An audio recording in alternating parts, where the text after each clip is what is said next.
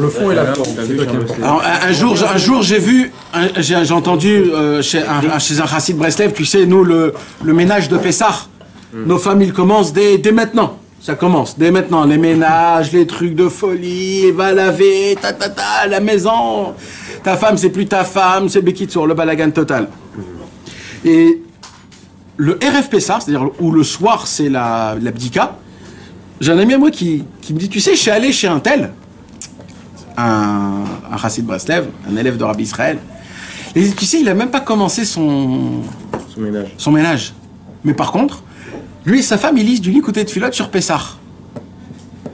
Eux, ils mettent plus le point sur les prières envers Hachem de se sauver du Hametz que dans le lavage. Après, eux, ils vont faire le soir même un lavage général, mais nous, on s'est mis tellement dans le pratique, c'est pas le mot pratique, dans la tactique, je sais pas comment on peut... Dans la forme, mais pas dans le... Dans la forme, de tout laver, de tout mettre, pour pas qu'il y ait... Aluminium. Si je comprends pas, excuse-moi, c'est marqué dans la Torah. Non, ce qui est écrit dans la Torah... Ouais, qu'est-ce qu'il y a écrit? Dis exactement ce qu'il y a écrit. Il faut pas avoir de médecin à la maison. C'est tout. Ça veut dire quoi? Ça veut dire, à l'époque, comment c'était jusqu'à il y a 50 ans, que le mitbar, c'est-à-dire que la cuisine, on passait un lavage, c'est tout. C'est tout. La possession, c'est pas avec des couteaux dans les trucs, renverser du... Oui, non mais ça c'est l'abdika. L'abdika, ça veut dire pas une semaine avant tu envahis le monde, tu t'énerves avec ta femme, ta femme elle s'énerve contre toi. Après Pessah, elle dit il faut elle fait une dépression nerveuse, les enfants ils reçoivent pas de quoi manger. Alors en gros, tu dois faire un petit ménage et la bdika, c'est là où tu fais un peu le ménage. Non, tu dois faire une très grande fila et un petit ménage. Non mais c'est ça tout le point. C'est parce que l'essentiel c'est la prière à Hachem. Hachem sauve-moi de mon Hametz. Parce que de base, tu sais quoi le vrai Hametz de base, Steph? Exactement.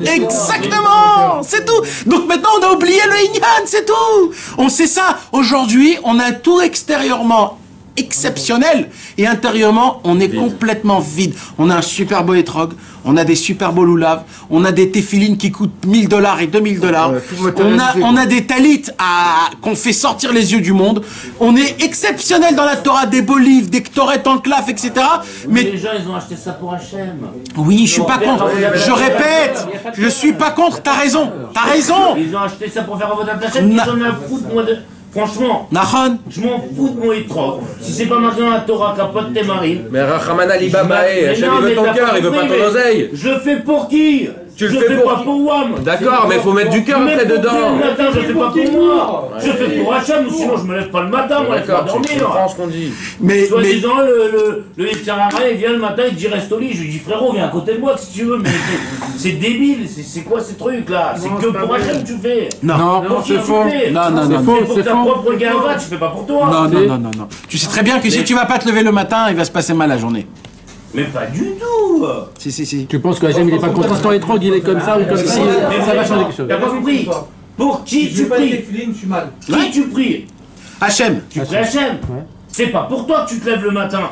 Non, toi, mais tu pourrais rester au lit. T'as une arrière-pensée qui te dit que quand je vais me mettre à Hachem, vis-à-vis de Hachem, je vais me mettre bien comme il faut.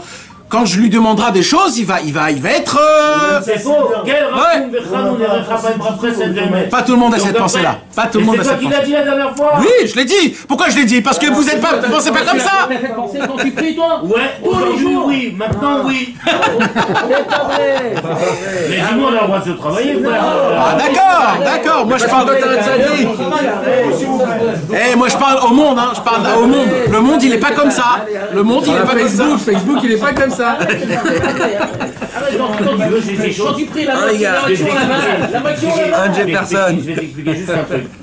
Aujourd'hui, même quand je fais une avéra, je lève les mains au ciel et je dis Hachem, j'ai fait une avéra. Mais c'est pas la prière. Mais je reste ton fils. Et je recommence stop. C'est comme ça que je fais. Oui. Après le reste, je l'ai oublié. J'ai fait. Ok, j'ai fait. Je vais faire tout va dessus. Mais ma question que je fais, je vais pas me pendre pour ça. D'accord. Mais tu sais très bien de quoi je parle. Non, je comprends pas. Tout le monde est en train de dire, mais non, mais c'est pour toi. Tu ressens pas des trucs où il y a tu te ressens pas des trucs où il y a des manques de cœur? tu fais 3 filotes, il y a plein de fois où, comme il dit, tu mâches tes mots, t'oublies, tu penses même plus à Il n'y a aucun problème, mais je le fais pour qui? Non, mais tout ce que je fais, je le fais pour qui? Même que écoute-moi. Eh, ta femme, elle t'aurait pas écouté si tu l'aurais dit ça. Écoute-moi 2 secondes. Elle t'aurait pas écouté, elle t'aurait donné une baffe. 2 secondes. Pourquoi tu fais une bracha? Parce que Dieu me l'a demandé. Mais ça peut être un automatisme, t'es sérieux ou quoi? Pas du tout. Mais alors il y a plusieurs niveaux. Mais allô? Mais il y a plusieurs... Oui. Bien entendu, alors à ma grand-mère. Voilà, ça va, t'es un sadique. Ouais, t'es un sadique. Ce que tu sais. Mais là, on te parle du cœur. Ah. C'est pas la même chose. Il a raison. Il a raison. Là, il a raison ce qu'il dit. Je comprends pas ce que tu veux dire. Là, toi, tu parles cerveau, tu parles pas sentimental. Tu parles cerveau, c'est mathématique. Tu as du da'at, qu'il faut faire la bracha. Tu l'as fait avec en plus la notion que c'est pour Hachem. Mais cette notion pour Hachem, lui donne c'est pas ton de cœur. la connaissance. Mais non, mais ça se Mais j'ai pas connaissance. Là, il te parle de le faire. Mais tout je fais par amour pour Dieu, mais je Non, ça veut dire non, même non, t'es parfait. Non, mais vous avez un vrai Non, ce qu'il a problème. dit, c'est bravo, mais bravo, mais Sur ma vie, mais vous avez un vrai. Attends, après on va t'embrasser la main. Ce qu'il a dit Stéphane, c'est que C'est Hachem. Pour lui. Quand tu vas faire Ibodéo, tu vas dire qu'est-ce qu'il va en faire. Mais je parle à Hachem. Tu vas rien demander. Et même si je demande, mais c'est pas interdit de demander. Ouais, mais donc tu pries pour toi. Mais j'ai le droit de demander, il a dit quel tour. Mais quel rapport? Mais je lui demande de remplir mes besoins. Mais c'est lui que je prie. Je me lève le matin pour lui. Je prie pour lui. Quand je fais le bracha, c'est pour Quand lui. tu te lèves, c'est que pour Hachem. Le matin, tu te lèves, tu dis allez, c'est pour toi que je me lève aujourd'hui, sinon je me lève pas. Modé Annie. Oui, d'accord, super. Après, Tu le dis de tout ton cœur avec 100% de Tu pries pour trucs. qui? T'as envie de prier toi le matin? T'as envie de te lever le matin? Mais alors c'est ça justement qui te dit. Alors oui, Mais tu non, le fais mais pour c'est Hachem, mais sans le cœur. C'est sûr C'est ça, que tu le fais Bisbata pour Hachem. Tu pries Kapdouni. pour Hachem. Vélibor Achakomen.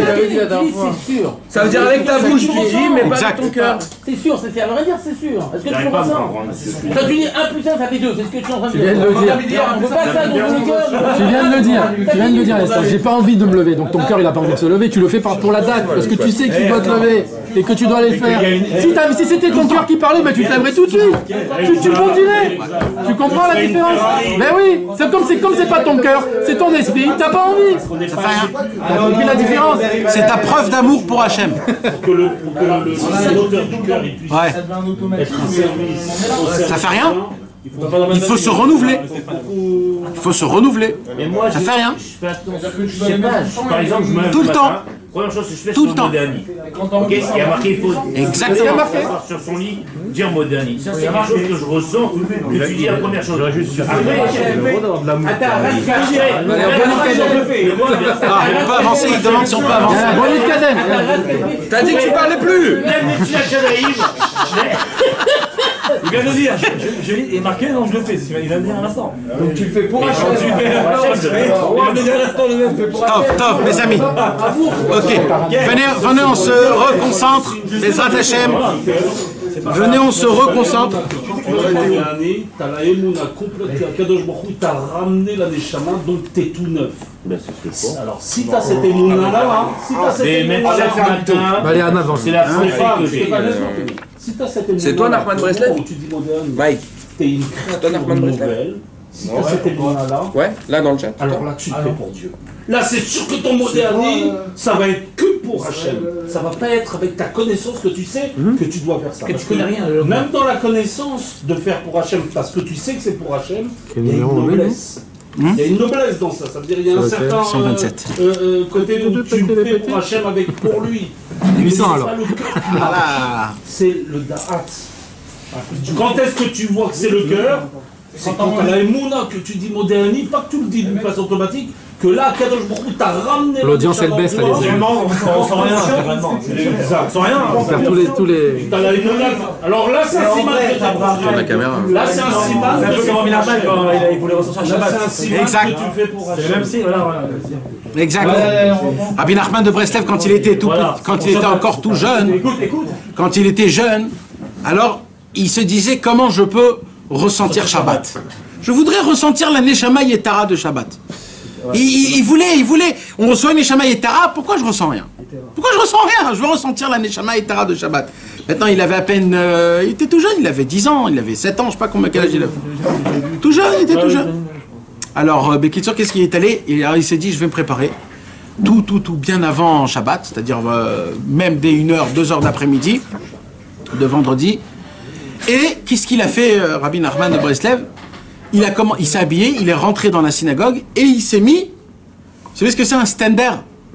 C'est le pupitre. Le pupitre, ouais. Ouais, alors il s'est mis en dessous, c'est-à-dire là où les gens ils se mettent debout, lui il s'est mis là où on met les pieds. Comme ça, il était tout petit, il s'est mis comme ça. Et il a commencé à pleurer Hachem, à pleurer. Je veux recevoir la Neshama Yetara, je veux recevoir la Neshama Yetara, je veux recevoir. Comme ça pendant des heures et des heures. Maintenant, qu'est-ce qui se passe quand quelqu'un il pleure beaucoup? Ça fait de l'eau par terre. Non, ses yeux ils gonflent. Ils ont un peu, ils sont. Ouais, mais ça gonfle aussi ici. Oui, quand ça devient un peu, ça gonfle. Et après, même quand il nettoie ses gouttes, il y a encore sur les sourcils encore, c'est mouillé encore, ça sort des fois. Alors, lui, il n'a pas fait attention. Quand il pleurait, ses yeux ils étaient ouverts. Quand il a rouvert ses yeux, c'était déjà Shabbat rentré. Les gens, ils sont déjà venus à la synagogue et ils avaient allumé déjà tous les bougies, parce qu'à l'époque, il n'y avait pas de lumière, donc c'était des bougies qu'ils allumaient dans toute la synagogue. Et quand il a ouvert ses yeux, il a vu toute la synagogue remplie de bougies. Et comme il ne voyait pas bien à cause qu'il avait pleuré, ça lui faisait plein de lumière. Et il était tellement content, il a dit, voilà la Neshama Yetara. La simplicité. Maintenant quoi? Et il ne savait pas que ce Shabbat, on Shabbat, oui, mais il voulait plus que ça. Il voulait le ressentir dans Kol Atzmotai Tomarna. Je veux ressentir, quand je lis le Shema Israël, quand je dis Modani, je veux le ressentir depuis la source de la graine de mon poil ou de mes cheveux jusqu'à mon ongle des doigts de pied. Je veux le ressentir dans tout mon corps, que tout mon corps y vibre. Pour chaque chose, on raconte sur Rabbi Levi Yitzhak de Berditchov, quand il disait Baruch Ata Ado, il disait le nom d'Hachem, tout son corps tremblait, il ne pouvait plus continuer. Il pouvait continuer. Il tombait par terre, il se roulait par terre, il pouvait plus. Il mourait presque, des fois il mourait, il revenait. C'était quelque chose qu'on pouvait pas. C'est ça que tu as raconté avec Rabbi Israël Cardinal ou quelqu'un d'autre qui était en dessous de la table et qui a dit. Ouais, Rabbi Levi Yitzhak de Berditchov. Sa femme, elle rentre à Rabbi Levi Yitzhak, elle rentre dans la maison et elle voit du pain avec un couteau en train de couper et personne à la maison. Alors, mais maintenant, ça n'existe pas. À l'époque, comme il n'y avait pas de frigidaire, donc le pain était toujours arrangé, etc. Et là, il voit que le pain, alors vite, elle a cherché pour voir s'il y a un voleur qui est venu. Elle rentre dans toutes les chambres, etc. Et d'un coup, il y a un lion qui sort en dessous de la table. C'était Rabbi Levi Yitzhak de Berditchov et il dit Moïtzi lechem minoretz. Il a dit Baruch Ata Hashem et ça y est, il est parti. Il est rentré sous la table, il avait peur de Dieu. Il s'est oublié. Un quart d'heure, 20 minutes, ça, il n'était plus là.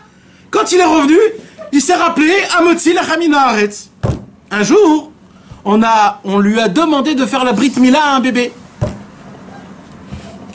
Maintenant, c'était très dangereux de demander ça à Rabbi Levi Yitzhak. Kanerik, c'était quelqu'un qui ne connaissait pas trop Rabbi Levi Yitzhak de Berditchov. Alors il vient, Rabbi Levi Yitzhak de Berditchov, on prépare le bébé, etc., etc., etc. Il commence à prendre le prépuce.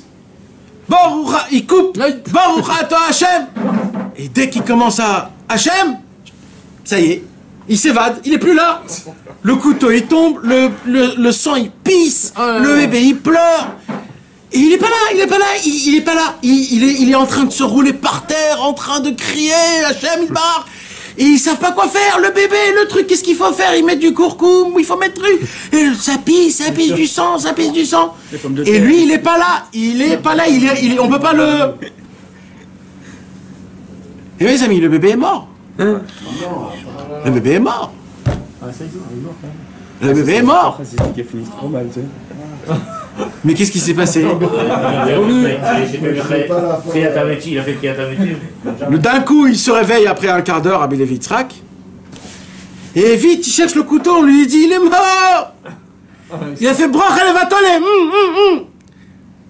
C'est bracha levatala. Alors il a dit à Hachem, tu peux pas me faire une bracha levatala. Et le bébé, il a rôné. Il a fait l'achnisai bevrisai shel Avraham Avinu. Et il a tout remis. Et tout s'est arrangé. Bon, c'est des tzadikim qu'on ne peut pas comprendre, mais c'est de ça qu'on parle.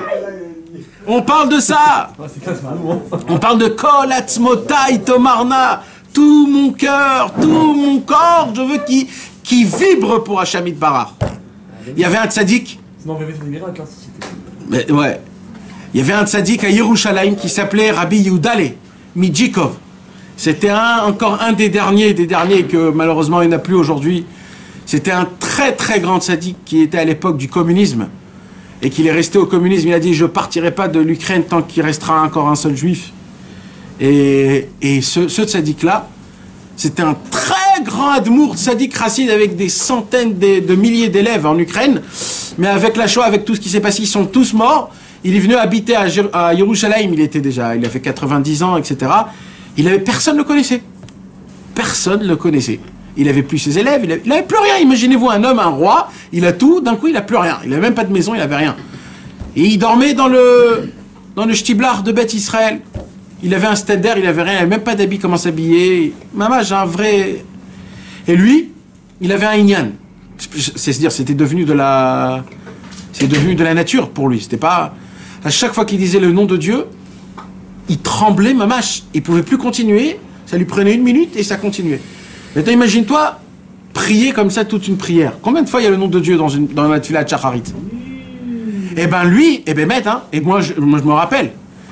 Il fallait voir comment c'était pas du panique parce que c'était impressionnant. Le mec, il tremblait, le stender, il tremblait, mamache, ça tremblait. Boruchato, il était mégamgam, comment on dit, il bégayait. Boruchato, il tremblait, mamache, il tremblait, et après ça continuait. Et comme ça, quand on le faisait pas monter à la Torah à cause de ça, parce que ça prenait une plombe. Et oui, mes amis, malheureusement, c'est quoi qu'est-ce qu'on parle? On parle du cœur. C'est le cœur, il faut être amoureux, il faut être sous de Hachem. Il faut être sous. Il faut être, comment on dit un autre mot en hébraïs? Il faut être ivre de Hachem, de la Torah, des tzadikim. C'est ça la beauté. C'est ça la beauté. Ouais, c'est que simple, on peut être que simple. Et c'est pas bon ce date qu'on dit qu'on a du date, qu'on connaît, qu'on sait. C'est pour ça qu'on se renouvelle chaque jour. Leolam yassim adam et atzmo arum lifnei aviv shebashamaim. Quand on doit parler devant un Kadosh Baruch Hu, on doit venir avec aucun habit de grade. Parce qu'aujourd'hui, c'est quoi qui nous fait les grades? C'est les habits. On doit être tout nu. On doit être vide. On doit être, je suis là comme un serviteur de Dieu, comme un serviteur devant Hachem. En vrai, les habits, là, c'est encore ça, c'est matériel. Enfin, je veux dire, toi, tu parles spirituellement. Tes actions. Oui, mais même ta réussite, même professionnelle. Tout. Non. Comme un pauvre qui vient demander sans aucun mérite, pas parce que j'ai étudié ce matin, pas parce que je me suis réveillé à Chatzot, pas parce que je te demande comme un tout simple mendiant qui demande à Hachem. Tov, c'est pas pour rien qu'on parle de tout ça, mes amis, parce que Bémet, ça touche notre sikha de ce soir. Ce soir, on va parler d'un sujet on a souvent parlé de ce sujet-là, mais pas comme il fallait. Alors, Bezrat Hashem, avec l'aide de Dieu, ce soir, on va essayer de parler de ce sujet, un sujet qui est vraiment renforçant,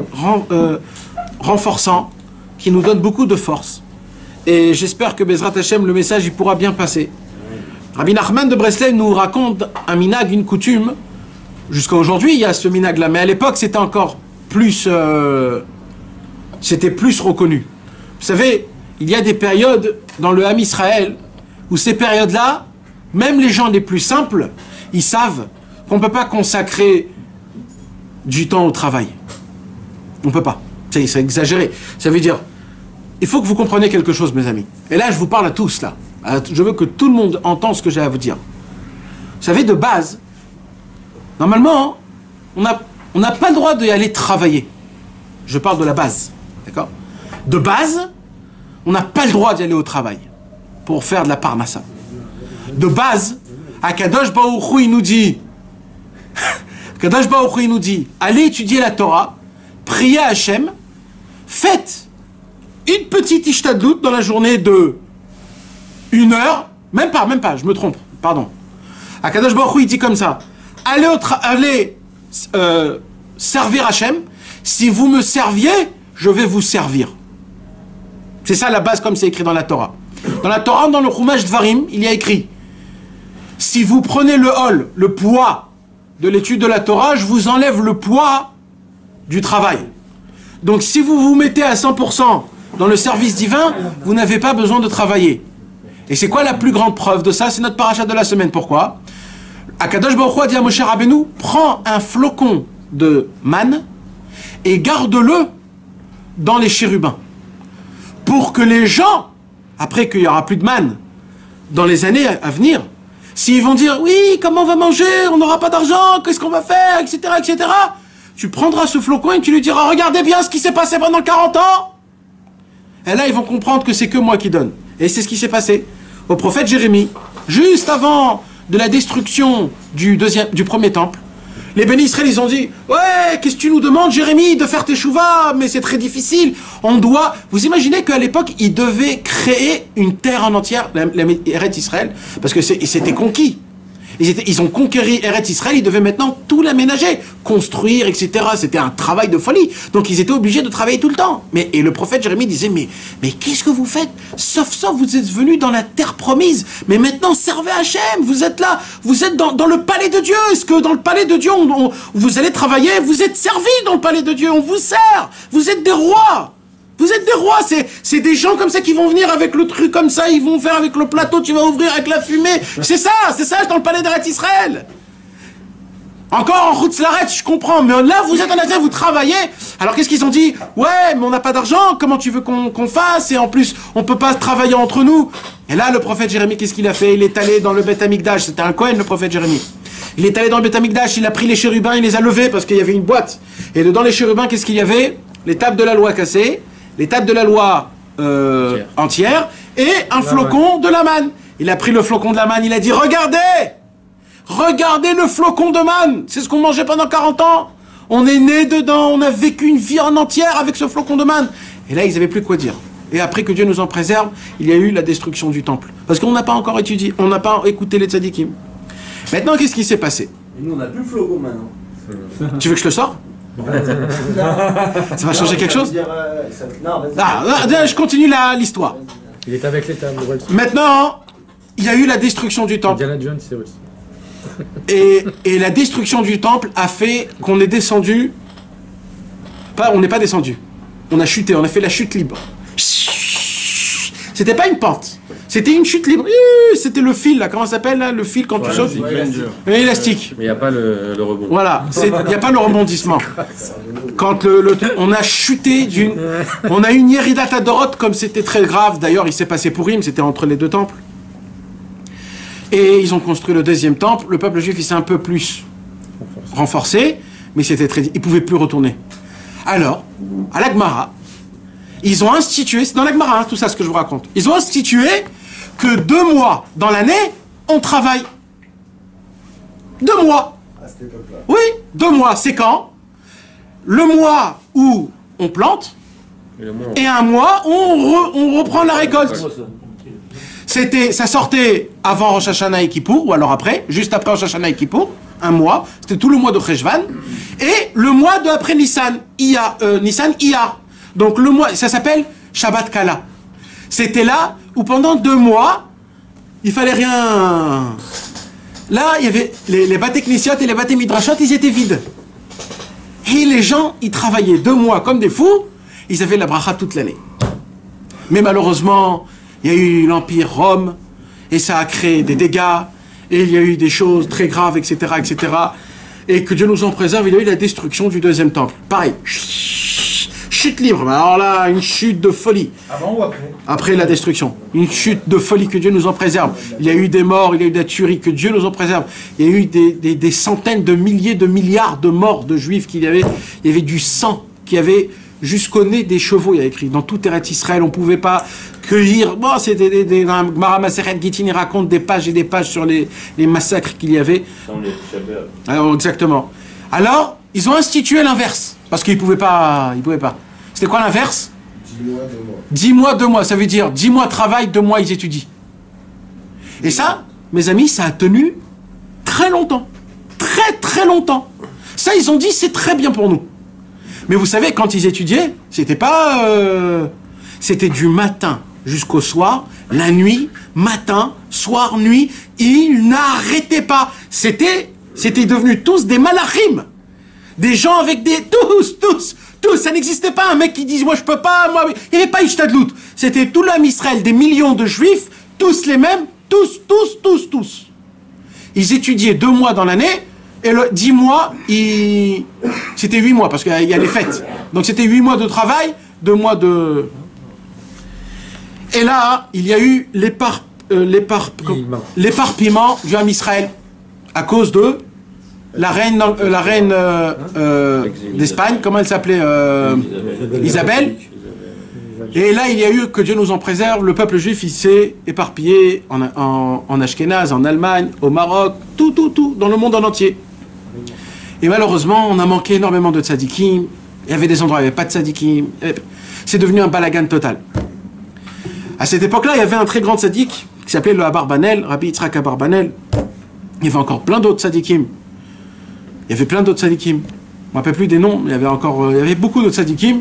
Et ils ont tous institué, par Roi HaKodesh, on va arrêter le mode 2 mois, 8 mois. Tout le monde sera obligé d'étudier 1 heure le matin, 1 heure le soir. Obligatoire. Ouais. Mais la Torah, elle dit quoi? Pourquoi ils changent comme ils veulent comme ça? Non, ils lisent tous en fonction du peuple. On ne peut pas donner quelque chose trop dur ou trop pas dur. Mais dans la Torah, ça dit quoi par rapport à ça? Dans la Torah, il y a écrit qu'il faut étudier jour et nuit. Non, en vrai, c'est pas en fonction du peuple. C'est écrit comme ça. Pourquoi ils n'ont pas des autres nations? Ah, ils ont fait, mais ça n'a pas tenu. Les gens, après, ou alors ils faisaient rien, ou il y en avait... Ça n'a pas tenu. Alors ils ont essayé de faire comme ça, ils ont essayé de faire comme ça, ils ont fait comme ça. Ils sont arrivés à un truc... Yomam Valayla, c'est-à-dire toutes les journées. Vagitabo Yomam Valayla. Non, ça peut être... Yomam Valayla, ça veut dire 8 heures dans la journée, 4 heures dans la nuit. C'est-à-dire la majorité... Non, c'est la majorité du jour et la majorité de la nuit. Tu comprends? Tu prends la majorité de la journée et tu prends la majorité de la nuit. Ça fait combien la majorité de la journée? 24 heures. Non, de la journée, le jour. 8 heures. Ah, bah, la moitié. Il y a combien? Il y a 8 16 heures. 16 heures. Par 2, 8. Alors tu prends 8 et 8, 16, 9 heures d'études de Torah le jour. Et la nuit, c'est combien de temps? C'est 8 heures. Alors, c'est 4 heures d'études la nuit. C'est ça le pshat comme c'est écrit dans la Torah. Vagitabo Yomam Valayla, c'est comme ça que c'est écrit. Mais après, il y avait le Rambam, il est venu, comme on a dit tout à l'heure, le Rambam, il a dit 8 heures, 8 heures, 8 heures. 8 heures tu travailles, 8 heures tu dors, 8 heures tu étudies. Ça te donne, c'est suffisant. Maintenant, bon, ça n'a pas tenu, mais c'est quoi qui a tenu? 1 heure le jour, 1 heure la nuit. Et là, mes amis, ça a tenu aussi longtemps. Vous savez jusqu'à quand ça a tenu, ça? Ça a tenu jusqu'à il n'y a pas longtemps. Jusqu'à maintenant, presque. Non. Maintenant, il y a une nouvelle mode. Il y a 50 ans. C'est que Pachout, on n'étudie pas. Ah, mais... Ouais, 2 halachot par jour, 30 secondes, minutes. Non, c'est très bien. Bah, chas v'shalom. Chas v'shalom, que Dieu me pardonne. C'est exceptionnel. Et ma mâche, elle vaille que tout le monde puisse faire ça. Béhémet. Mais bon, vous m'avez compris. Quoi chuter, frère? On a chuté avant. C'est il y a 1000 ans, on a chuté. Là, on a creusé notre tombe. Et 15 fois, on a fait un... Comment ça s'appelle? C'est les gremlins. Ils habitaient en dessous de la terre. On est vraiment des gremlins, tous. On est... On va sortir de l'autre côté. On va arriver en Chine. Exactement. Je crois qu'on a déjà dépassé. On était dans je sais pas quoi. Maintenant, pourquoi je vous parle de tout ça, mes amis?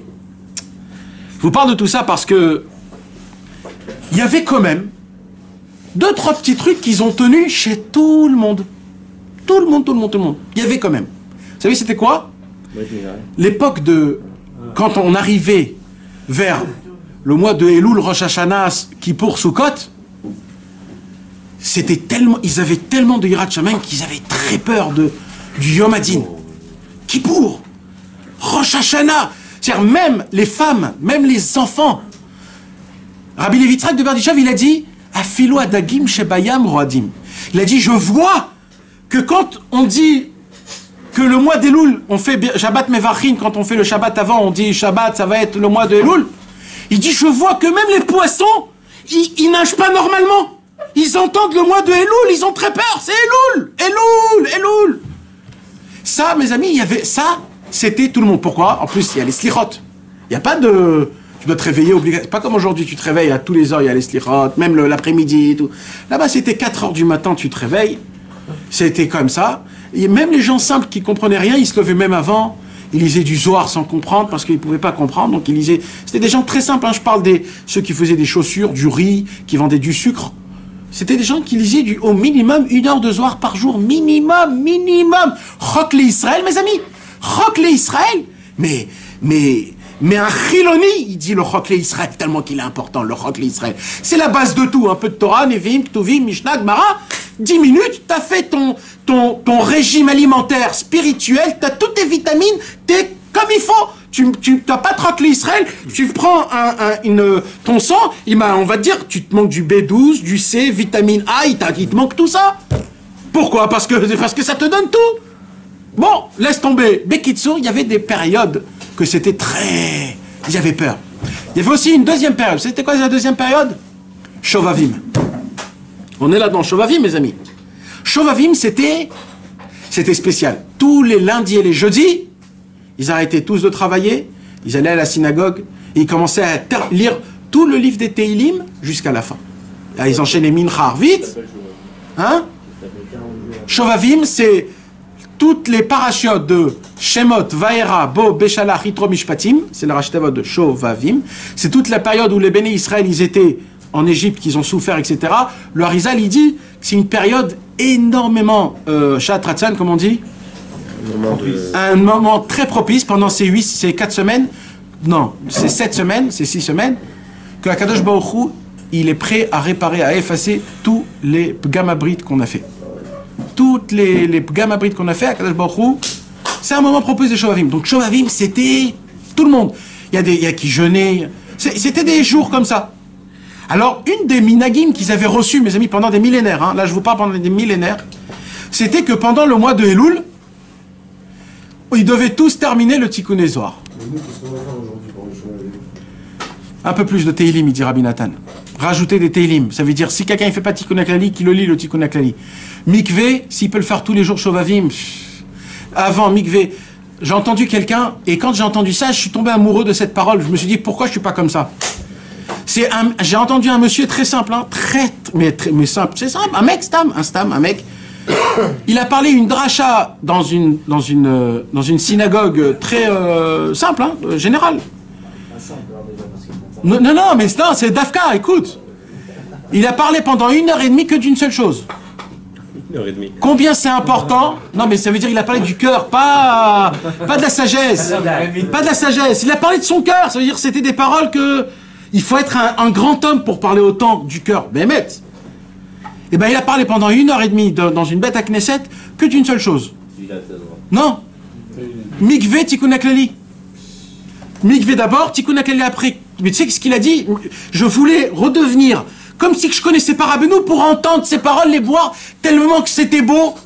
Oui, vous savez comment c'est aussi simple? Mais qu'est-ce qu'il a dit? Il a dit des choses, mais il a dit que le monde a été créé que pour ça. Il suffit qu'un homme, il est ça, c'est une bombe atomique. C'est un tank qui marche dehors, mais rien peut l'atteindre. Ce mec, il fait un mikvé Tikkun HaKlali dans la journée, mais vous imaginez, mais les paroles qu'il a dit, c'était des anges qui sortaient de sa bouche tellement que c'était beau. C'est que ça veut dire, avant on te demandait de jeûner, de faire ça, de se mortifier. Mais aujourd'hui on te demande qu'une seule chose. Mikvé Tikkun HaKlali, tous les jours, Mikvé Tikkun HaKlali, c'est tout ce qu'on te demande. Ça suffit à peine, ça suffit. Qu'est-ce que tu te crées? Il n'y a aucune femme qui peut t'atteindre dans ton cerveau. Tu peux pas tomber dans rien. Tu as fait ton Mikvé Tikkun HaKlali, Dieu il te dit c'est où? Ça suffit pour moi. On t'a donné un remède, tu l'as fait. Après c'est plus ne te pose plus de questions, ne pose plus. T'as fait ce qu'on t'a demandé. En plus, il a dit un chidouche, je ne sais pas si c'est vrai, mais je le dis quand même. Il a dit tout ce que Rabbeinu a dévoilé, de faire le vidouille et de tous les tikkunim que Rabbeinu a dévoilé dans l'Écoute Moharan, c'était avant qu'il a dévoilé le Tikkun HaKlali. Mais après qu'il a dévoilé le Tikkun HaKlali, il n'y a que le Tikkun HaKlali. Quand on fait le Tikkun HaKlali, c'est la dernière chose que Rabbeinu a dévoilé avant de mourir. Faites le Tikkun HaKlali, c'est réparation générale. C'est-à-dire tout le l'Écoute Moharan on applique en faisant le Tikkun HaKlali. Tout, c'est tout. Si un homme il est mamine dans ça, c'est certain que ça fait son effet. C'est certain que ça fait son effet. Il n'a pas dit bonnet doute quand j'ai appris bonnet doute, j'ai dit que tout ça, ça sert à rien. Ouais. Non, il a dit sur les mortifications. Ouais. Sur les mortifications. Oui, Nachon. Mais ça veut dire, ouais. Mais ça veut dire. que s'il avait connu il des doutes avant ses mortifications, il ne se serait pas autant mortifié. Il n'aurait pas autant brisé son corps parce qu'il est malade, il est tombé malade très tôt. Mais là, Rabbeinu, regarde, Tachlès, viens, on pose la question. Combien on fait ici Tikkun HaKlali aujourd'hui? Ne me répondez pas. Mais vous répondez-vous à vous-même. Combien on en fait Tikkun HaKlali? Il doit des doutes. Vous comprenez? Par contre, Tikkun HaKlali, aller au mikvé, faire Tikkun HaKlali, au moins, t'as fait déjà une etza amitit. Il a dit comme ça. Il a dit combien c'est dur d'appliquer un conseil de Rabbeinu Nahon, c'est dur quand même. D'être toujours joyeux, de faire une bonne humeur, c'est dur d'appliquer, de venir à Rosh Hashanah toujours, tu sais pas, si je fais le pidyon comme il faut, le vidouille comme il faut. Il a dit par contre, il y a une etza où tu peux l'appliquer à 100%. À 100%, tu peux dire, celle-là je l'ai fait. C'est mikvé Tikkun HaKlali. Parce que Rabbeinu il a dit, d'abord mikvé, après Tikkun HaKlali. Après il a dit, bon, si tu peux pas mikvé, essaye plus tard. Si tu peux pas plus tard, bon, fais Tikkun HaKlali. Mais là, c'est-à-dire, tu fais mikvé Tikkun HaKlali, tu l'as fait avec Badat, Saïda, Haredit à 100%. C'est aussi simple, c'est aussi dur. Et Rabbi Nathan, il a dit, c'est tellement facile que ça sera très dur. Ça sera très dur. Mais c'est aussi simple. Aujourd'hui, les mikvés, c'est pas à l'époque. À l'époque, il fallait briser la glace. Il fallait briser la glace tous les matins. Tous les matins. T'imagines? Aujourd'hui, on se promène avec le shampoing, avec le truc, avec les pommades, les crèmes, le truc. Ouais, le truc. À l'époque, il n'y avait rien. Tu te mettais tes pieds dans le truc, tu cassais, tu rentrais, il n'y avait rien.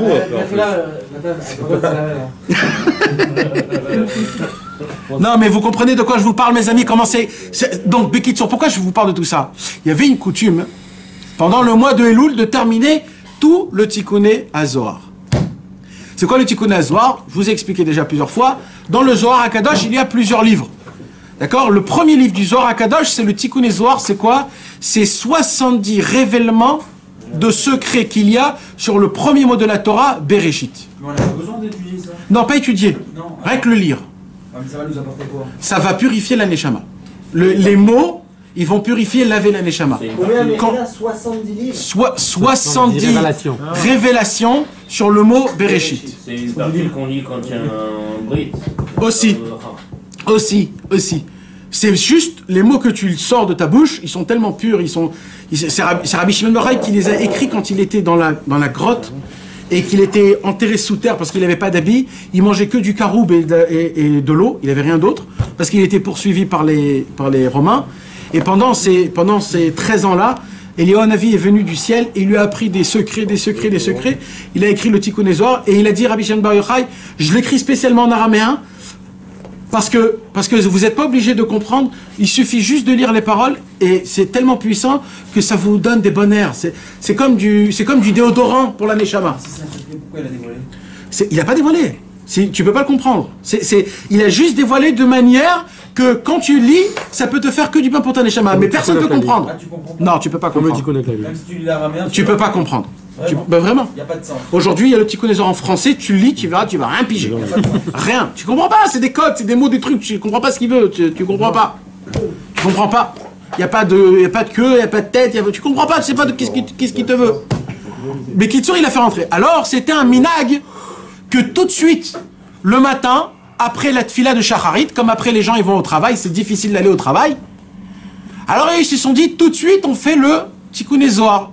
Et il y a un seder spécial pendant le mois de Elul, de le lire 8 pages par jour pour terminer jusqu'à Rosh Hashanah. D'accord?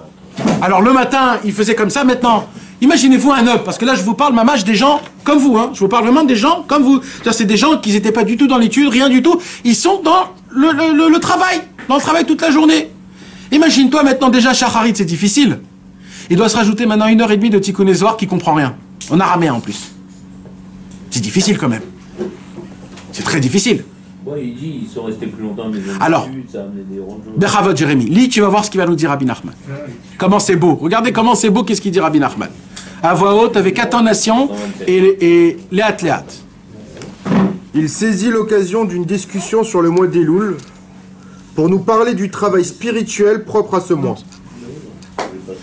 C'est-à-dire la lecture des Tikkun HaZohar et la mélodie avec laquelle on les récite, de même l'affaiblissement. Ok.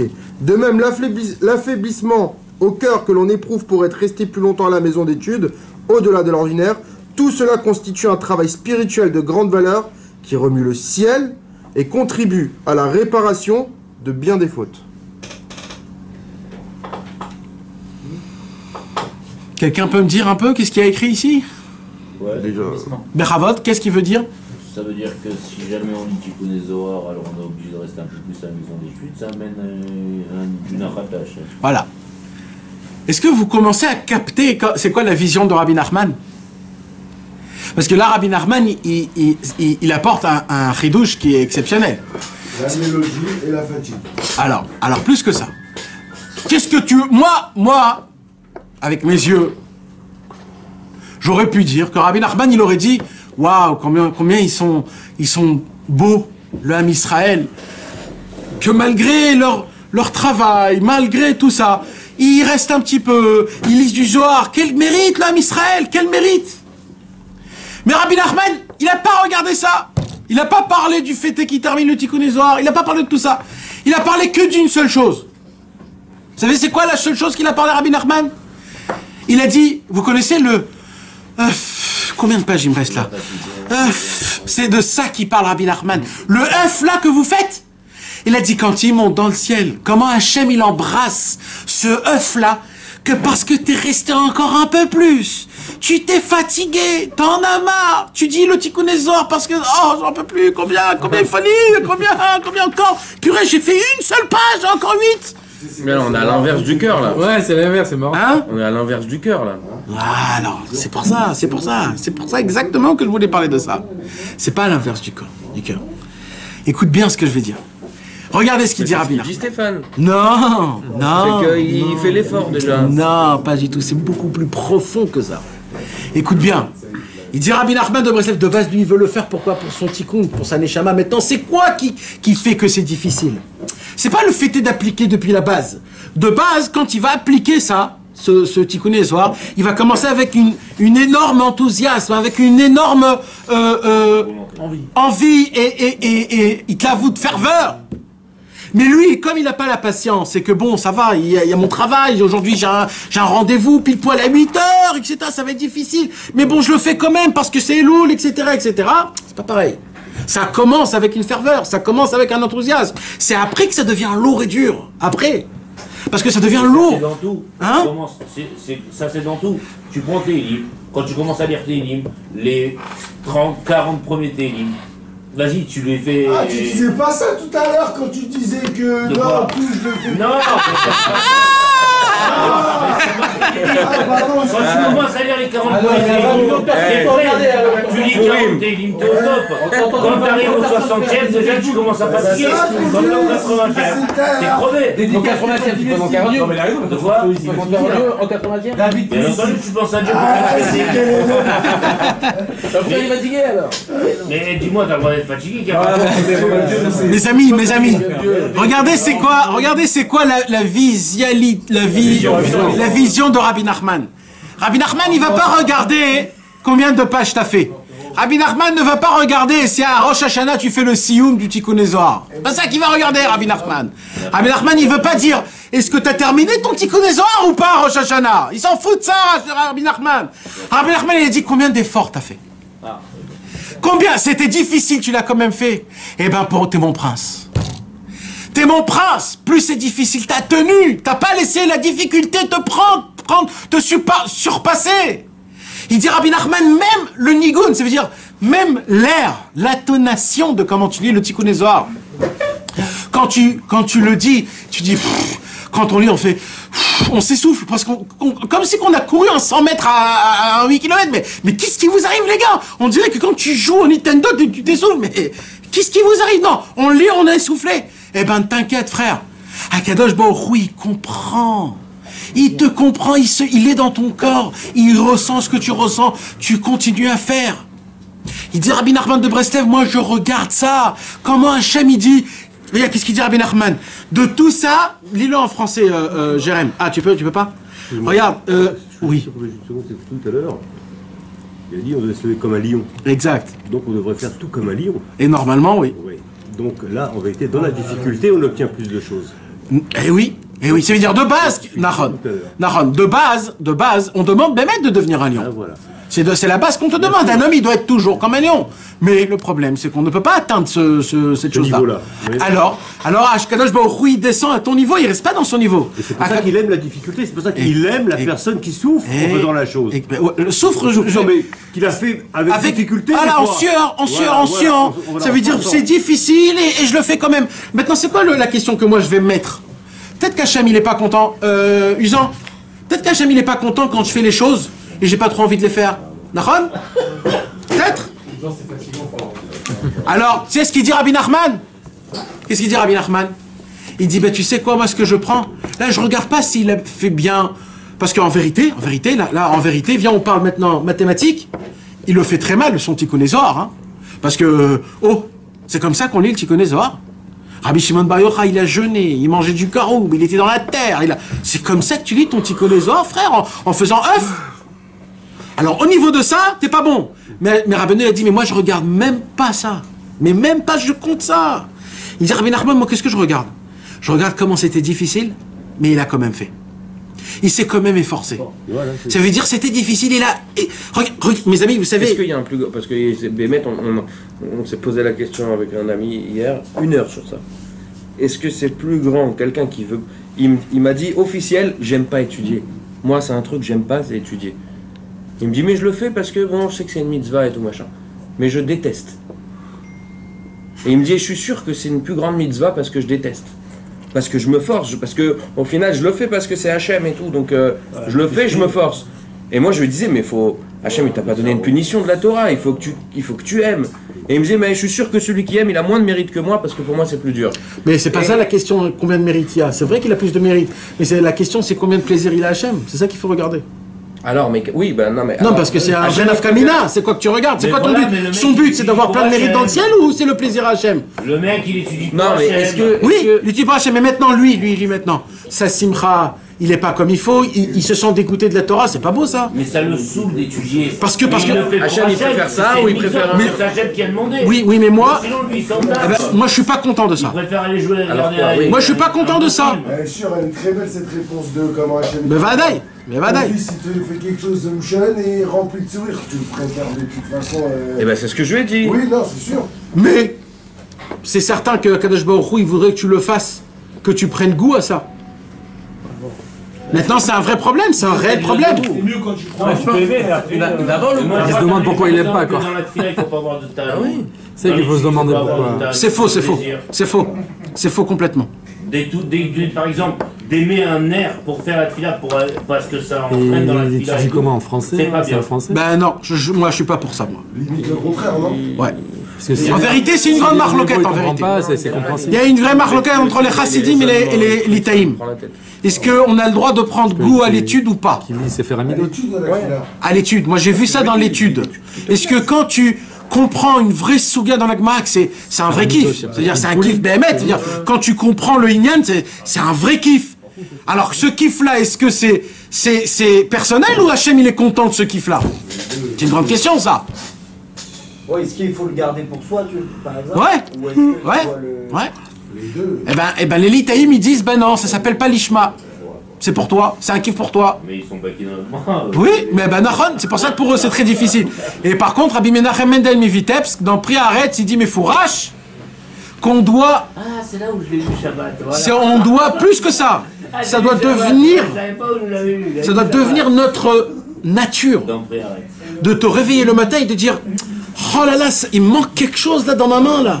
J'ai vite besoin de mettre mes téfilines, je peux pas sans. C'est comme si tu enlèves ta kippa et tu te sens tout nu. C'est un truc comme ça.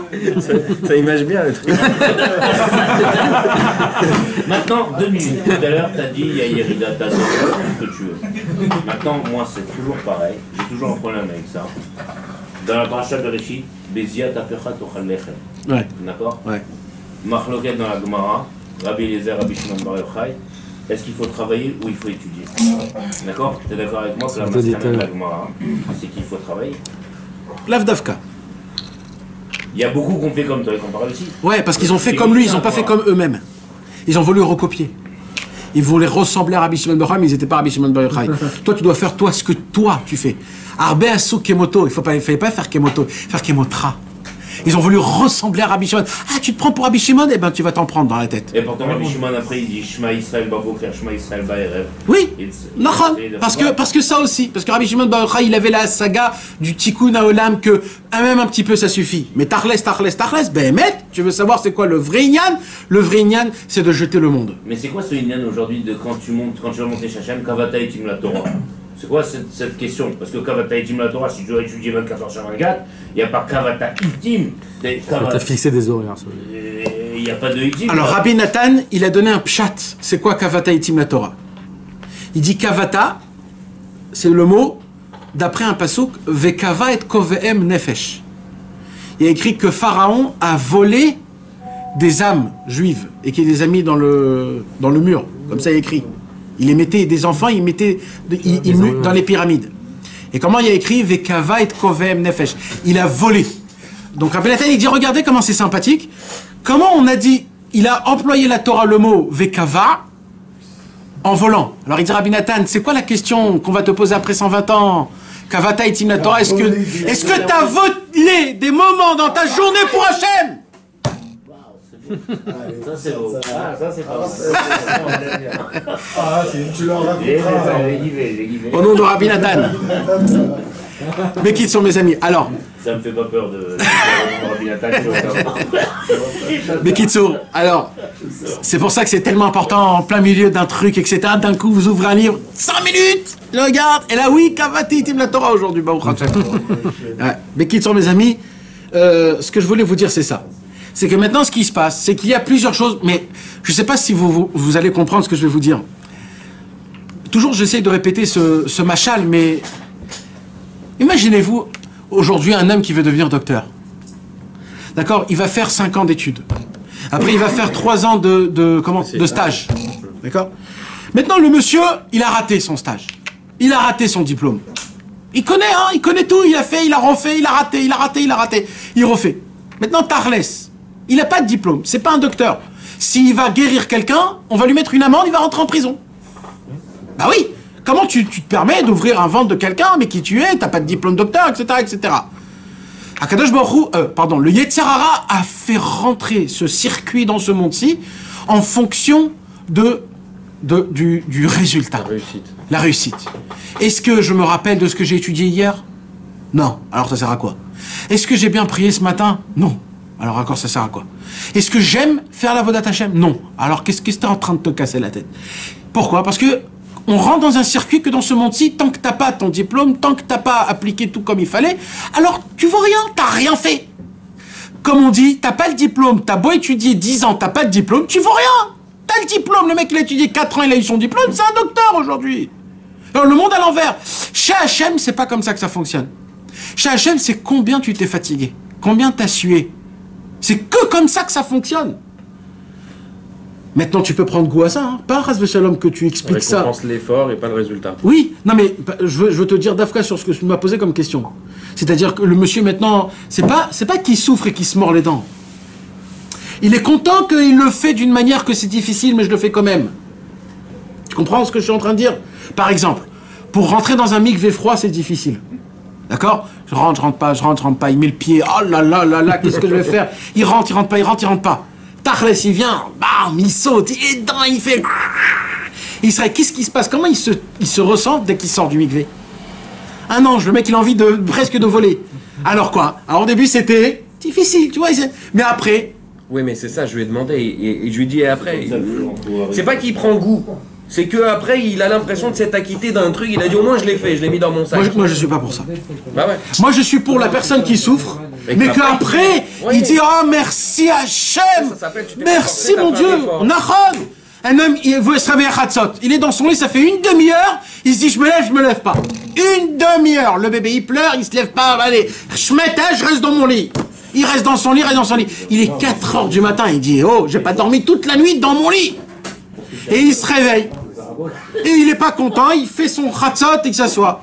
Mais après qu'il a fait Chatzot, il capte. Waouh, Baruch Hashem, j'ai fait Tikkun Chatzot. Maintenant, toute sa nuit, elle est blanche, parce que demain, il va truc. Mais il est content, j'ai fait mon Chatzot. Akadosh Baruch Hu, il dit, ça j'aime. Parce que c'est ça la différence qu'on a parlé tout à l'heure. C'est ça que je voulais vous dire. Le chidouche qui dit Rabbeinu, c'est pas avec une arsab et toute ta vie, c'est une arsab, chas v'shalom. C'est qu'après que tu as passé le cap de briser la chose, tu te sens tellement calme, léger, que tu remercies mon Dieu. T'es pas content après que tu mets les téphilines et que ça a été dur pour toi de mettre les téphilines. T'es content. Pourquoi? Parce que tu dis, je l'ai cassé ce Yetzerara. Et là, on voit c'est quoi le plus profond de ton cœur. Parce que voilà, le Yetzerara, il dit, oh là là. Parce que le Yetzerara, c'est quoi sa bouffe? C'est après de se dire, ouais, bon, je les ai mal mis. Mais quoi, tu les as mal mis? Tu voulais même pas les mettre de base. Tu t'imagines? Mais quelqu'un, par exemple, qui travaille, je te donne un exemple. Un gars, il travaille. Il va étudier la nuit, il se lève, il finit. Et le matin, le pote, il est éclaté. Alors, il va aller à la tfila, il va prier la date à l'envers. Mais d'un autre côté, il a fait une mitzvah parce qu'il a étudié toute la nuit. Ouais. Alors, qu'est-ce qu'il faut qu'il fasse? C'est des cas précis, ça. Tu sais qu'on peut pas répondre des réponses pareilles. Non, mais c'est une question de quoi? Alors, je vais répondre une réponse générale, mais je répète, la réponse, c'est que chacun avec sa vie. D'accord? Mais une réponse générale, c'est quoi? C'est que la Torah ne te demande pas d'étudier toute la nuit. La Torah étudier jusqu'à 3h du matin. Non, la Torah te demande d'étudier un petit peu la nuit. Il faut étudier aussi la nuit et aussi le jour. Maintenant, combien de temps? Ça dépend de ta force. Sache une chose, si tu vas étudier toute la nuit, et qu'à cause de ça, tu vas être énervé contre ta femme, tes enfants et tes amis pendant la journée, eh ben, baba, n'étudie pas, réveille-toi, étudie un petit peu, fais tikkun chatzot et va dormir. Parce qu'il n'y a aucun inyan d'emmerder le monde. Pardon du mot. Mais c'est comme ça. Il faut que tu sois bessimcha. Si la mitzvah, elle te rend be'atzvut, Rabbeinu, il dit comme ça. Comment c'est le signe si tu as fait une bonne doute? C'est un péléplein parce que Rabbeinu, il donne pas de signe. Il dit pas si tu as fait ça, ça veut dire que c'est super. Il te dit fais comme ça, fais comme ça, fais comme ça, fais comme ça. C'est des bons conseils. Mais peu des fois. Et là, Rabbeinu, il te donne un signe. Comment tu peux savoir que tu as fait une belle doute? Si après que tu as fait ta doute, tu te sens joyeux, léger, apaisé. Si par contre tu ressors de ton doute énervé, bah frère, retourne parce que c'est très grave. Moi j'avais une période où c'était comme ça. Je ressortais des doute énervé. Tu sais comment c'est embêtant ça? Tu te dis mais je me suis planté pendant 1 heure, j'ai parlé avec quelqu'un, je me suis planté. Je me suis planté. Retourne parler parce que si tu vas être énervé, ça va être très grave. Il faut que tu sortes ton doute. Ah, Baruch Hashem, j'ai tout mis sur Hashem. Maintenant ma confiance est là envers Dieu. Comment tu peux sortir énervé? J'ai pas compris. Parce que tu captes. Comme si tu t'étais disputé. Non, parce que tu captes. Chaque fois que je finis le doute, je dis c'est bon, il a tout accepté. Je peux rentrer dormir tranquille. Et je dors comme un lot. Comme un oiseau. Parce que tu captes qui tu es. Tu découvres la personne que tu es, le menteur que tu es, le fauteur que tu es. Tu n'as jamais appliqué quelque chose véritablement et que tu es très loin de Hachem et que tu comprends pas pourquoi Hachem il veut pas t'aider. Des choses comme ça, mais c'est pas bien de dire parce qu'après les gens ils vont se poser ces mêmes questions. Mais c'est complètement faux tout ça. C'est complètement faux, c'est une fausse vision complètement. Tout le lien de doute, c'est de se trouver des points positifs, de demander pardon, de chercher le faute, de demander pardon et de dire maintenant Hachem aide-moi dans mon service divin, aide-moi. Comment appliquer la Torah et les mitzvot? C'est très important de savoir ça. L'essentiel de doute. Si t'es énervé de ce sens-là, c'est beau quand même. Non, c'est vrai. Ouais. Mais t'as compris ce que je veux dire? Non, peut-être qu'on est énervé autre chose. On parle à Dieu. Non, mais ça c'est. J'avance. Mais ça fait 15 ans. Ça fait 15 ans. Pour rester énervé pour demain. Pour vous, mais pour moi, non. Pour moi, je suis éclaté. Voilà, je suis éclaté. Alors voilà, c'est un problème. C'est un problème. Ah, il faut pas, il faut tenir. C'est un défaut, ça, c'est pas une réalité. Ce qu'il va voir, on va que aujourd'hui. Je veux dire, Maintenant, c'est quoi l'essentiel dans une des doutes? C'est vraiment très important. Ça m'a pris beaucoup de temps avant de comprendre ça. C'est-à-dire, tu le sais, mais tu sais pas que c'est ça. Et ça m'a pris beaucoup de temps. L'essentiel dans une des doutes, ça veut dire, on va dire, 60% de ton temps dit des doutes, c'est quoi que tu dois faire? Si tu dois demander que Akadosh Baruch Hu t'aide à appliquer, à le faire du nahat, comme on dit, du plaisir. C'est ça, 60% de ton niveau de doute. Comment je peux te faire plaisir, Ribono Shel Olam? Comment je peux? Aide-moi, s'il te plaît, à mieux appliquer, d'avoir plus d'amour envers toi. Et laisse-moi, s'il te plaît, fais que je puisse. Donne-moi des conseils, comment je puisse te dévoiler tous les jours. Fais-moi comprendre comment je vais plus te faire plaisir. Et je vais prendre du kiff de ça. Je vais chanter, danser. C'est ça, 60% de ton niveau de doute, c'est que ça. Donc quand tu demandes ça, tu es très content parce que tu te dis, moi, j'ai fait tout ce qu'on m'a demandé. Voilà, j'ai demandé toi, Hachem. Donc pourquoi je vais être énervé? J'ai tout fait, voilà, Baruch Hashem, j'ai tout fait, maintenant, j'attends juste que Hachem, maintenant, Et le lendemain, tu remercies, voilà, j'ai quand même une petite ouvrir ici, une ouverture, Ribono Shel Olam, merci mon Dieu. Combien il faut remercier, mes amis, sur le mikvé? Je sais pas si vous comprenez ça, mais le mikvé, mes amis, c'est le cadeau. Comme ça, moi, je le ressens personnellement. Et je suis sûr, Nachon Dov, ça aussi, tu le ressens. Ça, c'est une des choses, je crois que beaucoup de gens le ressentent. Le mikvé, c'est le cadeau le plus beau. Le plus beau. Voilà. C'est un comment dire un Otsar? C'est un trésor, un cadeau gratuit que Akadosh Baruch Hu nous a donné dans ce monde, mes amis. Le mikvé.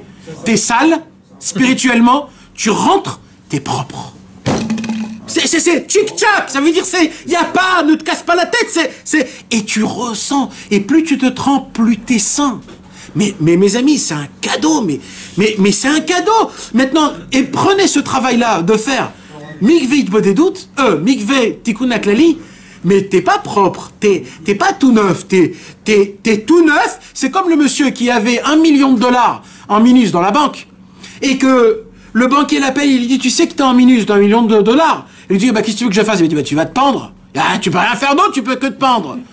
Alors il lui dit, tu sais quoi, avant de te pendre, viens chez nous. Le mec, il vient, il dit, écoute, comme on voit qu'on peut plus rien faire avec toi, alors, le 1 million, on le remet à 0, mais en plus de ça, puisque ça va pas t'aider d'être à 0, on te donne 1 million en plus pour faire de l'argent. Tu connais cette banque, tu me la présentes? Ouais, je la connais. C'est la banque qui s'appelle Of the Rabbi Nachman of the Breslev. Eh oui. Bank of the Rabbi Nachman of the Breslev.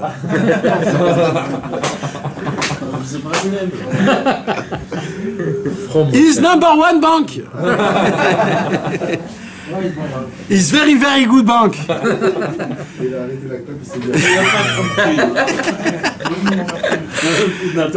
Mais il n'y a pas trop de thunes. On y fait avec, on attend, on espère. Mais c'est le mikvé, il te remet à 0. Le tikkun haklali, il te met le million. Et vas-y frère, t'as une journée en entière pour ton truc. Mais non, on n'y croit pas. On n'y croit pas. On n'y croit pas. C'est de la folie. Les gens, ils vont chercher Rabbeinu. On va l'étudier Bezrat Hashem dans quelques semaines. Les gens, ils cherchent les travails difficiles. Jeûner. Tu sais, il y a des gens qui vont jeûner à Shovavim pendant tous les Shovavim. 40 jours d'affilée, ils vont jeûner. Le soir, ils mangent. Non, mais Bémet, à Yerushalayim, il y a des gens qui font ça. Hein. Ils jeûnent 40 jours. 40 jours. Ils font les slichot, lundi, trucs, etc. Et il y avait des gens qui font des trucs de folie. Et tu sais quoi? Je me suis dit, tu sais, je voudrais bien faire ça au moins une fois, au moins. Et d'un coup, je me suis dit, mais pourquoi il n'y a pas quelqu'un qui peut pas me donner une baffe, une vraie baffe qui me... Rabbeinu, il a dit, pourquoi vous allez chercher des trucs difficiles? Mais tu crois qu'avec des choses difficiles, Dieu, il t'écoute plus? Mais il faut... C'est que le cœur que Hachem, il écoute, c'est pas les choses difficiles. Rabbeinu s'est autant mortifié. Rabbeinu a dit, je me suis trompé. Il a dit, j'ai découvert une bonne des doutes. Je me suis trompé. Je me suis trompé, il a dit Rabbi Nachman. Il a dit, Rabbi Nachman, je devrais donner des comptes à Hachem que j'ai autant torturé mon corps. Il a dit, je vais donner des comptes. Je vais donner des comptes à Dieu. Que je l'ai autant... Oui, il n'est pas à toi. Vous savez que c'est une halakha, que c'est très interdit de faire du mal à son corps, parce que notre corps ne nous appartient pas. De là vient l'interdiction de fumer et de faire des choses. Hein? Des tatouages, des signes. Ça, c'est pour des autres raisons, ça. C'est des autres raisons. Mais de se faire du mal, c'est ça, c'est parce que ton corps ne t'appartient pas. C'est pour ça que c'est très important de bien manger, de pas manger des mauvaises choses, de dormir comme il faut pour que ton cerveau il soit comme il faut, de beaucoup boire pour que ton corps il diminue toutes les mauvaises choses. C'est très important de garder, Rabbi Nachman il dit dans Sefer Hamidot, un corps. Comment c'est le dicton? Un corps.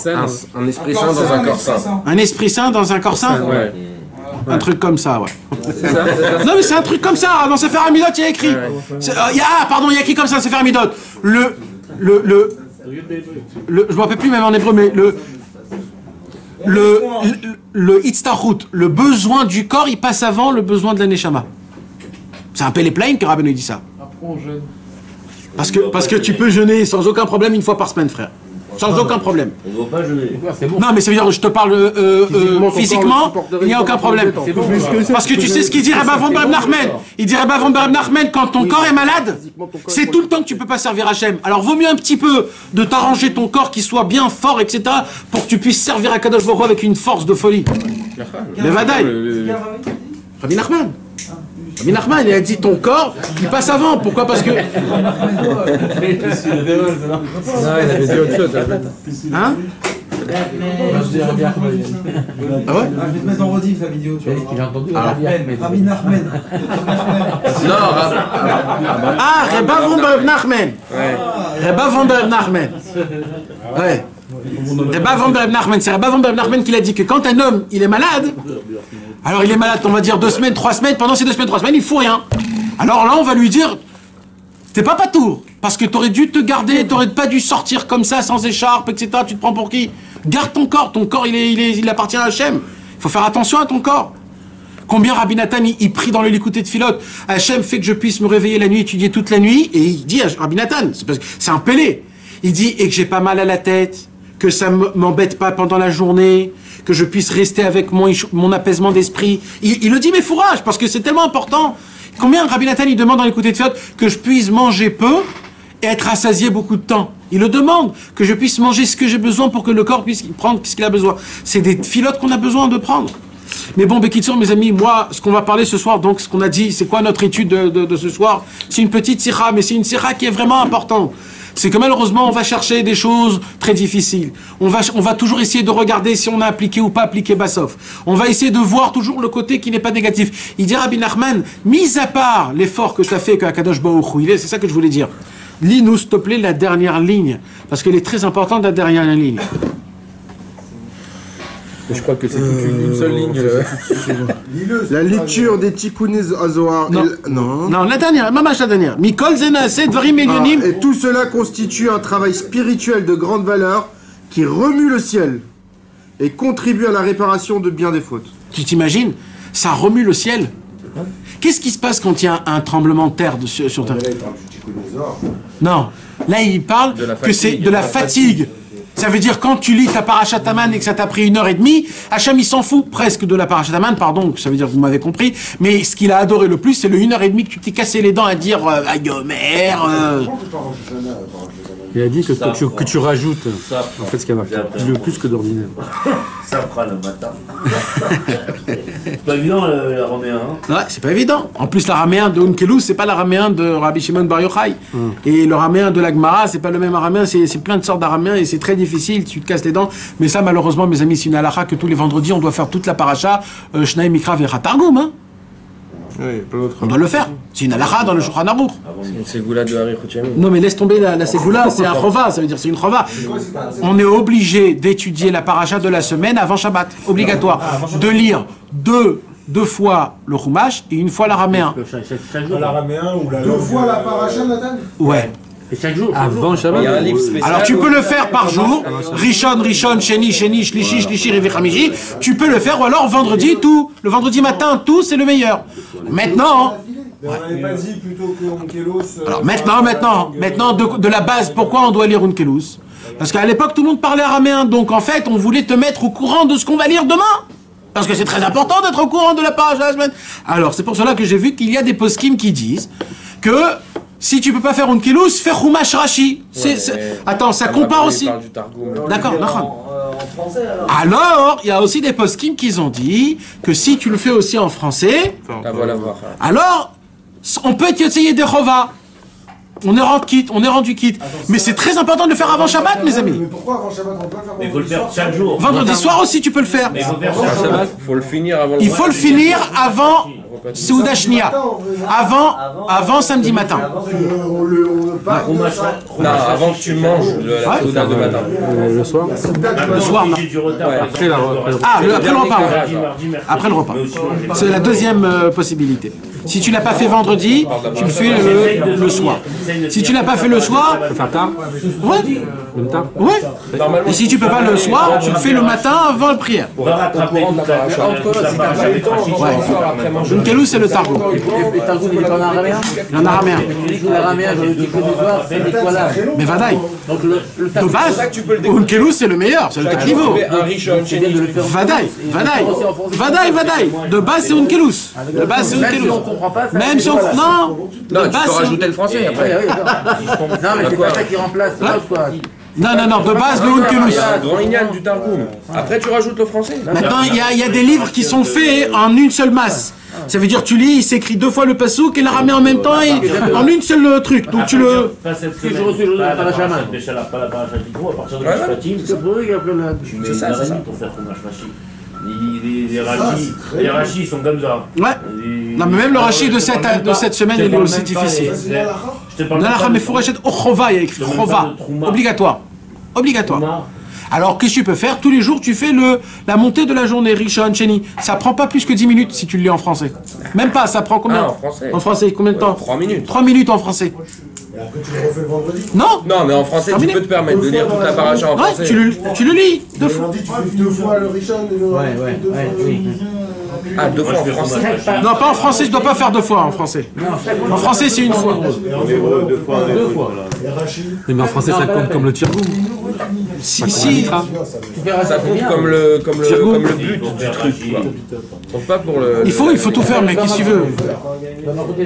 Est-ce que tu peux? Mes amis, il faut avoir un petit céder.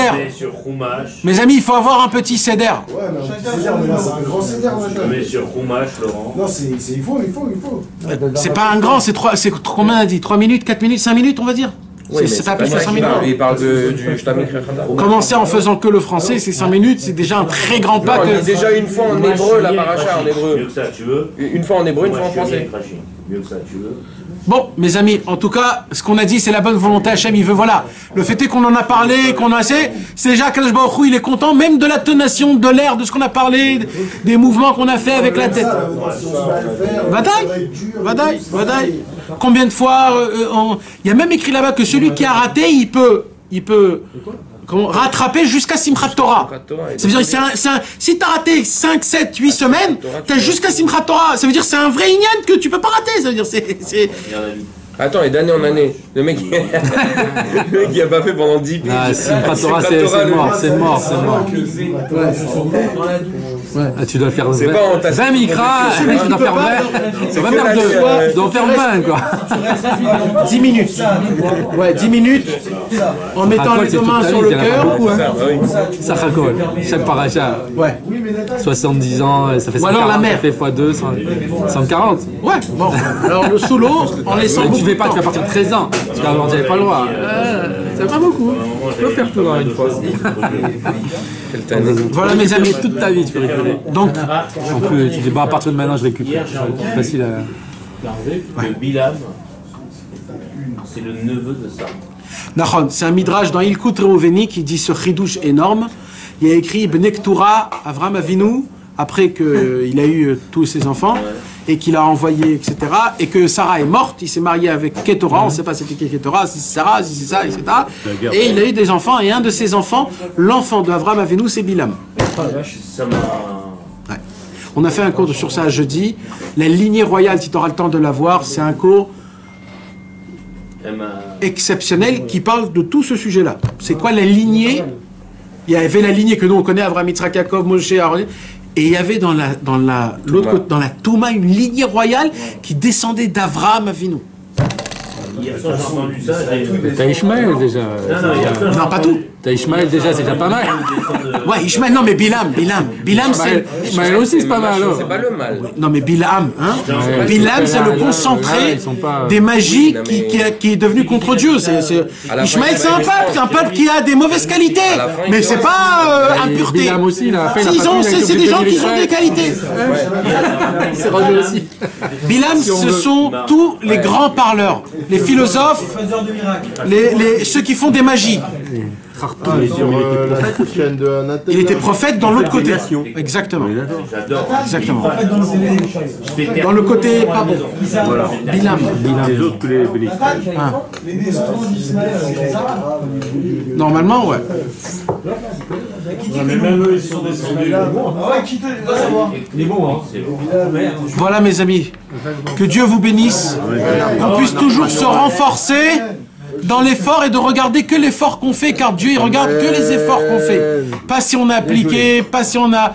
Pas que les efforts. Combien... Et Akadosh Baruch Hu, il fait des tremblements de ciel, comme en bas il y a des tremblements de terre. Quand il y a un tremblement de terre, dans le monde c'est entendu. Tout le monde en parle. Dans le ciel, quand il y a un juif qui fait... Il faut combien tu dis? Eh bien, tous les cieux, ils entendent ce fou. Un soupir vaut mieux que 1000 mots. Voilà. Allez, mes amis.